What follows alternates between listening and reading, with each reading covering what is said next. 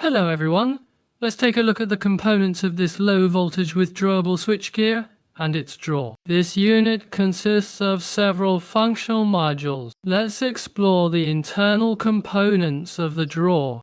The first component is the interlock device of the drawer, followed by the appearance detector. The incoming line divergence is connected to the main switch air switch through copper bars. From the air switch, it goes to the appearance indicator. In the middle, there is a current transformer primarily used for measurement. The multifunctional meter gets its current from the current transformer.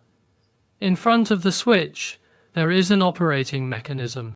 After the drawer is placed inside, the operating mechanism is used to separate the circuit breaker. The circuit breaker also has an auxiliary switch. When the switch is closed, the normally open contacts of the auxiliary switch become normally closed, which turns on the indicator light to indicate that the switch is closed. That's the composition of the drawer. Let's take a look at the back part of the drawer. At the top is the horizontal bus bar. On one side, there are parts related to the emergence of two-phase channels. This is the emergence of secondary plug angle, and this is the primary plug angle.